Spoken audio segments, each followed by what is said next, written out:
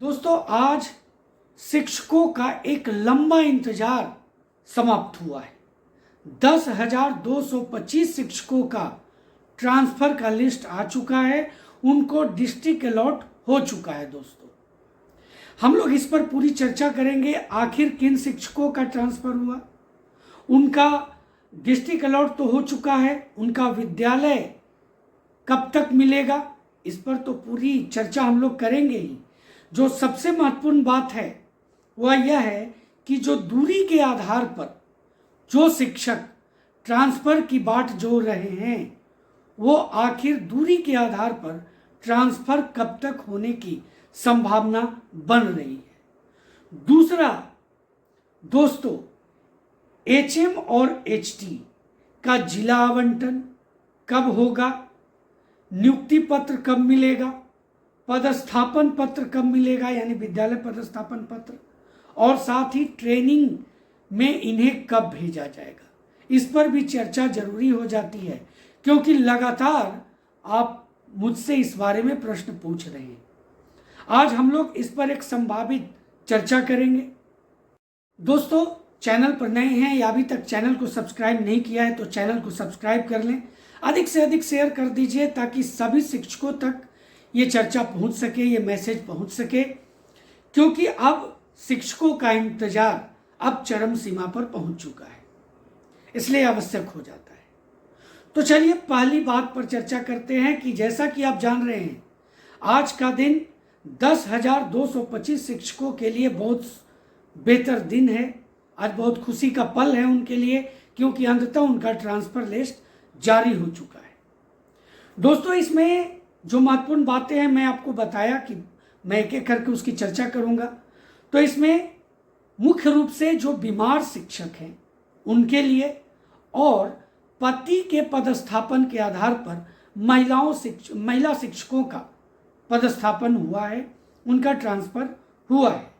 इसमें आप देखिए, पुरुष शिक्षक जो इसके अंतर्गत आए हैं, वो जिनका अभ्यावेदन की जो कुल संख्या था वो 2,953 था, और स्थानांतरित शिक्षकों की संख्या भी 2,953 है। यानी जितना अभ्यावेदित थे उतना ही स्थानांतरित भी हुए हैं। महिला अभ्यावेदनों की संख्या जो है वो 7,272 है, और स्थानांतरित शिक्षकों की संख्या भी 7,272 है।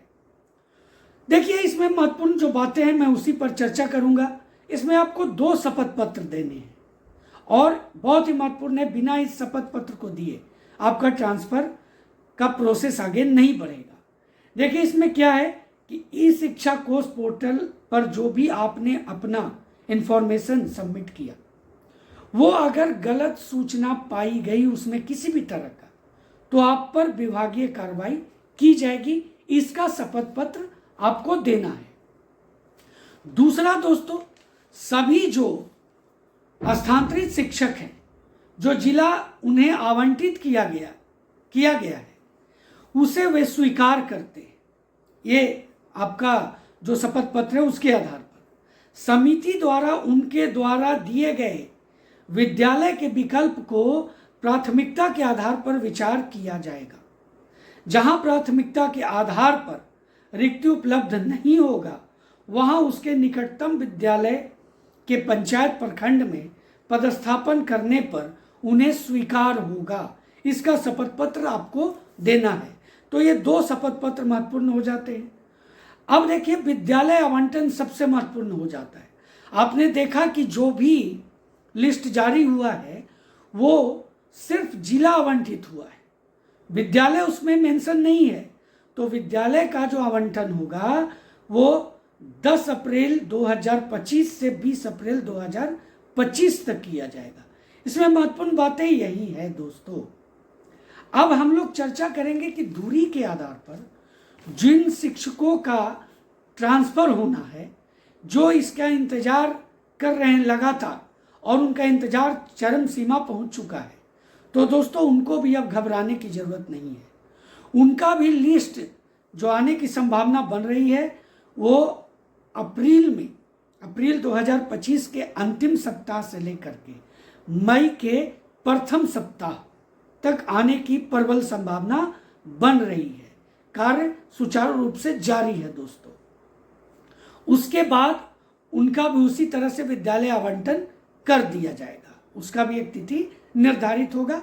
जिस तरह से यहाँ आपने देखा कि जो भी आपको डेट आज लगभग जो डेट है उससे आप समझ लीजिए 15 दिन का समय दिया गया, 15 से 16 दिन आपको विद्यालय पदस्थापन पत्र जो मिलेगा उसके लिए।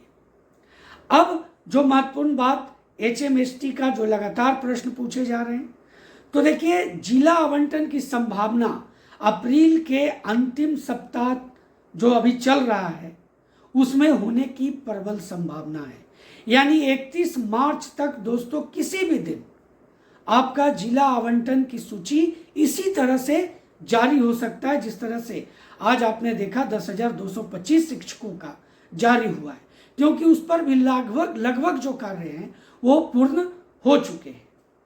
उसके बाद जो बात हम लोग कर रहे हैं कि जैसा कि माननीय मुख्यमंत्री ने भी कहा कि आपका जो नियुक्ति पत्र है वो अप्रैल महीने में मिलेगा, तो इसकी संभावना दोस्तों अप्रैल के प्रथम सप्ताह से दूसरे सप्ताह में किसी भी दिन ये आपको नियुक्ति पत्र की तिथि जारी हो सकती है और उस दिन आपको माननीय मुख्यमंत्री के द्वारा और जिलों में आपको नियुक्ति पत्र प्रदान कर दिया जाएगा। अब उसके बाद बात करते हैं कि विद्यालय पदस्थापन पत्र कब तक मिलने की संभावना है। तो जो भी नियुक्ति पत्र मिलेगा उसके 15 दिन आप मान लीजिए कि उतना दिन के बाद आपको विद्यालय पदस्थापन पत्र भी मिलेगा। लेकिन इस बीच एक महत्वपूर्ण बात यह भी है जो लगातार चर्चा में आ रही है दोस्तों, कि जो आपको जिला का आवंटन किया जा रहा है उसके बाद पुरुष शिक्षकों के लिए हो सकता है, इसकी संभावना बन रही है कि पुरुष शिक्षकों के लिए ब्लॉक का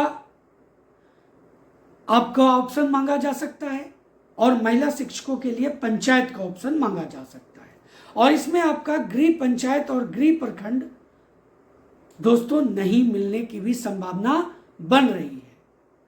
तो इसके लिए 4 से 5 दिन आपको मिल सकता है और इसमें जो आप विकल्प देंगे उसके आधार पर ही विद्यालय पदस्थापन पत्र आपको प्राप्त होगा, और उसके पहले भी आपको ये क्लियर कर दिया जाएगा कि आपको कौन सा ब्लॉक मिला है। अब ट्रेनिंग की बात करते हैं। ट्रेनिंग दोस्तों, ट्रेनिंग की जो संभावना बन रही है वो मई के महीने में बन रही है। मई में आपको ट्रेनिंग के लिए भेजा जा सकता है और उसके उपरांत आपको अपने विद्यालय में योगदान देना पड़ेगा। तो ये महत्वपूर्ण सूचना थी जो मैंने आपके बीच में रखी। उम्मीद है आप मेरी सूचनाओं से जरूर सहमत होंगे।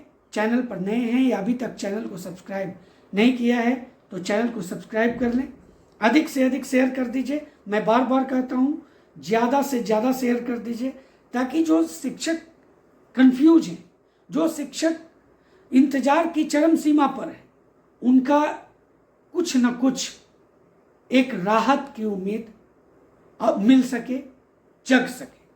तो दोस्तों मिलते हैं अगली वीडियो में, तब तक के लिए जय हिंद।